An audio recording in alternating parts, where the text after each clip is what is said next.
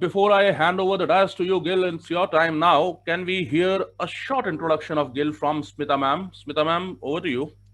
Thank you, and a very early good morning to you, Gil.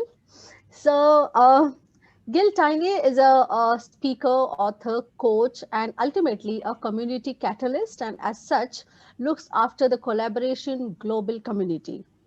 Together, they are instrumental in creating collaborations that, in some large or small part, can and do change our world. This community works to build and develop strategies that help collaborations to success by providing a safe space for abundant thinking and practical solutions to bring a project to fruition. Gil is married with two grown up daughters and loves and misses live theatre and concerts. She is on a mission to teach the world to collaborate. She believes it is one way to create the harmony we all crave for our planet. A very warm welcome to you, Gil, and we had the pleasure and honor of hearing you on these topics, and we look forward to hearing you again. Welcome. You will have to unmute yourself, Gill. You're muted.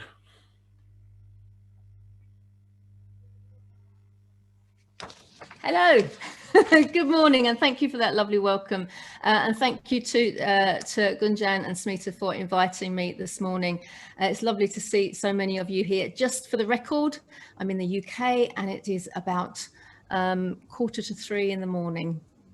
But I am known as a bit of a networking tart, so I do love networking. I have been fortunate enough to travel the world speaking to directors, executive directors, and members of a multitude of networking organizations. And this one is looking to be set to be one of the best, so professional, and the ideas behind it is amazing. So I'm really proud to be here at the beginning of its journey going forward, and hopefully we'll keep this connection going for a long time. So I could talk about collaboration, and that's my baby. That's what I'm all about. My next book is coming out shortly around how to collaborate. But I thought I would take it down, dial it down a little bit to things that are more on a practical level to you guys, that might be to help you see things from a slightly different way, a different kind of, oh, I haven't thought about that before. So also a little pet niggle for me. And I'm going to talk about profiling tools. If you're in business, you've probably come across them. Personality profiling, communication profiling, business profiling. Quick show of hands for the guys that have their cameras on. If you've done profiling before, just throw their hand up if you've done it. If you haven't, then I'll start from the beginning. Brilliant. So what's the purpose of them, first of all? Well, it shows weaknesses and strengths, which is great. We all need to know that. We all need to understand. And we love profiling tools because it's like it shows what our profiling, it confirms our belief in that, oh, yes, I am really good at that. I love doing that. That proves that's me. It's a bit like reading your horoscope to a certain extent. I don't know if you guys have that fascination with horoscopes that we seem to have in the UK. Oh, if you're Aquarius, you must be this. If you're Sagittarius, you must be that. It's a bit like that with profiling tools. And by the way, if you're interested in finding out more about them, Smita tells me reliably that she loves them and she's part of them and she can share them with everybody. So I'm not dissing or saying they're wrong in any way, shape or form. It's how people can utilize them for sometimes the wrong benefit. So it shows our weaknesses as well as our strengths. And sometimes we're not that keen on that bit. It's like, oh, well, yes, I know I'm like that, but, I don't have to worry about that. And a quick example I want to give you, if you've never come across a profiling tool before, I am an IMA practitioner. What the hell is that? You probably haven't heard of that. It stands for Identify, Modify, and Adapt. So it's a communication tool, and it's a profiling tool that helps you to understand how to communicate more effectively with each other. If you have got a pad and a pen, do a quick diagram, and I will briefly, in 2 minutes flat, go through what would normally take a whole day. Okay, so if you draw a big cross and you've got a quadrant, 4 different quadrants, and the top left-hand quadrant, I want you to write at the top red. The top right-hand quadrant, I want you to write yellow.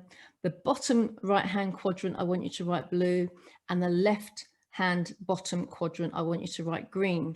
On the right, for those 2 quadrants, I want you to write people-orientated.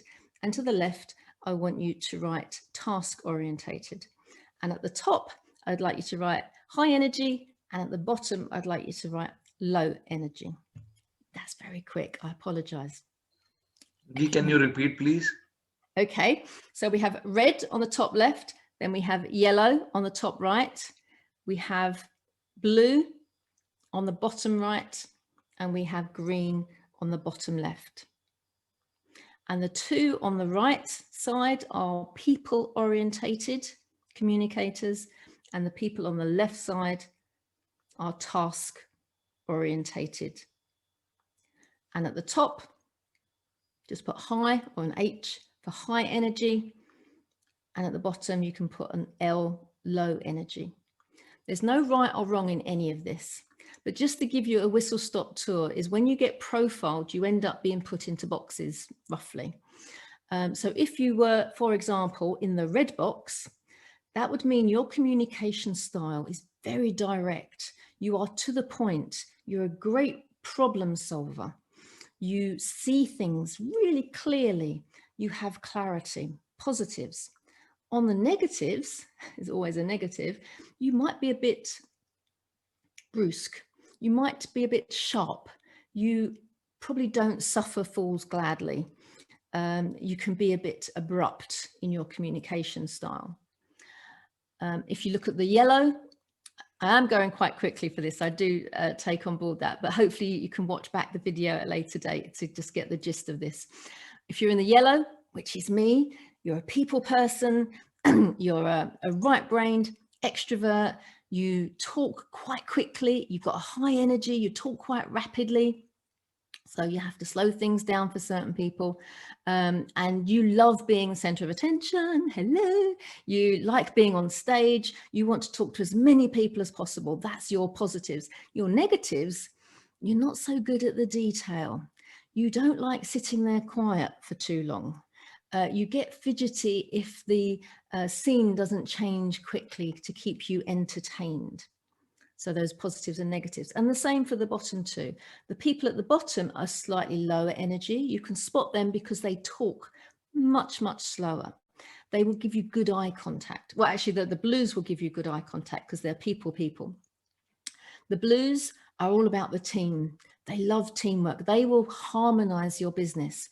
They will make sure everyone is happy within the team. They want to know that everybody is working well together. And did you get that email? Did you see that video? Were you okay with that? Is everything going? They really want to make sure everyone's happy. But don't put them at the front of the team. They don't want to lead the team. They don't want to tell everyone what to do. They want to ensure everyone is working well with each other. The worst thing you could do to a blue person is to put them on stage and tell them to entertain everyone. Freak them out. And if you're the green, you're an introvert, you love a good spreadsheet, you actually don't really care about people that much. They're all right over there, but don't interrupt me. I'm busy. I've got something to do down here. You know, I've got my job. Maybe an accountant, maybe somebody that's good with the detail. They love the figures. They can drill down into the minutiae of life and really understand it. But what they hate to do is to deal with the art.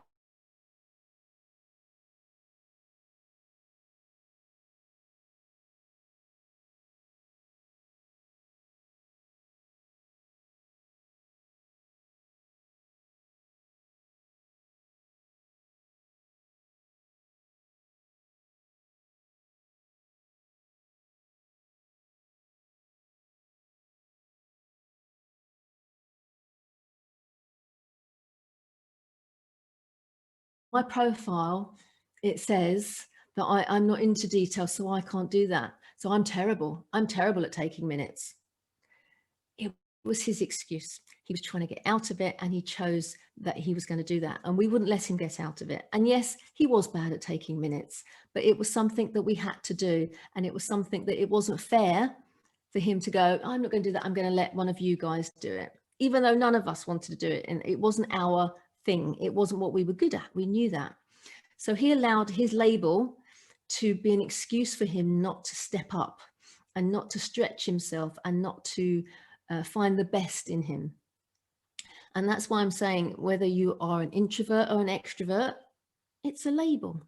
if you're a people-centered person or a task-centered person, it's a label.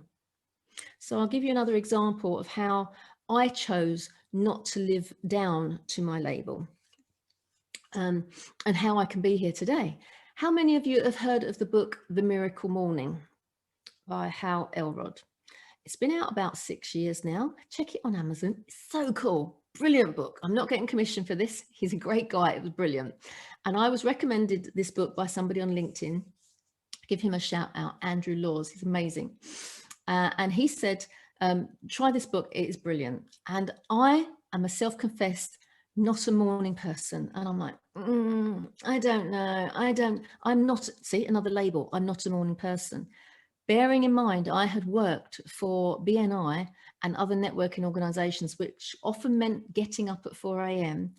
and then telling people I'm not a morning person. And yet I was doing it, but I'm still telling people I'm not a morning person. So I realized when I read this book, and it was like, oh, wow, I was labeling myself as not a morning person because it was convenient, because I didn't like getting up early, and I chose not to. And I'd always struggled getting up early because my history and my story was that my dad had to get up early and he hated it. And me and my dad, well, we're, you know, I was like my dad. No, I wasn't like my mum, I was like my dad. So therefore I must be the same as him. So I don't like getting up early. And then I realized through the book, and obviously through my training as a business coach and through all the things I've learned at Collaboration Global, that it's a choice. And I was choosing not to be a morning person. And literally from the day I chose that I am a morning person, I rise effortlessly at whatever time I choose to the night before. So today my alarm went off at 1:15 in the morning, piece of cake. But I'd spent 50 odd years telling myself I'm not a morning person. How many sunrises had I missed out on? How many quiet times had I missed out on? Now I meditate at 6 a.m. every day in order to get my mind clear and my energy right for the day. And previously I'd allowed myself to sleep and snooze and sleep and snooze, the old alarm going again and again, and waking up feeling awful because I wasn't choosing powerfully. Another example, I'm not sure how long I've got, Gunjan, but I'm going to keep going until you shut me up. Another example is a lady in our community called Angela. And she was a task orientated, she was a graphic designer, she was a creative, but she didn't like speaking in front of people. And one of our things that we challenge people to do in our community is to try stuff they're not used to. So she'd been a member for about a year, and I said, hey, Angela, it's about time you presented in front of the room. That means in person, in front of maybe 40 or 50 people. And she's like, no, I'm good, I'm fine. I don't know, I'm okay. I said, I'm not asking you, hun. I'm telling you, it would be really good for you. Let's work on it together. So I didn't leave her stranded. I said, come on. So we gave her some coaching. We made sure she was ready. And she chose not to talk about her business, but about her life. And that's a very powerful thing, is when you're connecting it to who you are and your being, it empowers you to do it. So before the meeting, she was, you could see, and I gave her a big hug. I said, come on, you're not on your own. This is a friendly audience. You're going to be amazing. And she spoke for an hour, not just 10 minutes, not just 5 minutes, an hour. Her first time ever speaking in front of a room of not strangers, but new people. There were guests in the room. And she blew their socks off. She spoke about choices and the choices that she'd made in her life and how important they were for her. Not a dry eye in the house. She was amazing. And afterwards, she came up and hugged me. She said, you know what? I nearly threw up before I presented. She said, I'm so grateful that you made me do that. This is the best thing I've ever done in my life. I'm so excited. She was on a massive high. And immediately after the meeting, somebody came up to her and said, could you do that again at my meeting over in Essex? And she's like, oh yeah, absolutely. So again, she was nervous, but I went and I watched her and she did exactly the same presentation. And I was like, oh, you've got this, girl. And then she did it a third time. And I went up to her afterwards. This is like 4 or 5 months later. And I said, how did it feel? I loved it. I loved it. And I said, do you realize you had that audience in the palm of your hand? It was like you don't remember the time before when you were nervous. She said, I wasn't nervous at all. She said, you know what, Jill, now when I have to pitch my business, and usually I have to do it in the corporate world to 4 or 5 people because it's a big ticket price and I have to convince them that they need what I'm offering, I'm not even nervous anymore. I go in there and I own the room. So my confidence is through the roof. She didn't allow herself to be labeled as a, oh, I don't do that. So if you are doing a profiling tool, take the best bits, see where your weaknesses are, but don't let your weaknesses be an excuse to not stretch yourself, to not push yourself to your limit. And when you see people, if you are asking people to do a profiling test, make sure that you value the good stuff and you encourage them to come out of their comfort zone to do the stuff they're not great at. Well-rounded human, we can choose. When you are valued, when you are acknowledged for the stuff that you can do, when you are stretched, when you are supported, when you are listened to, you can do anything that you choose to do. Thank you.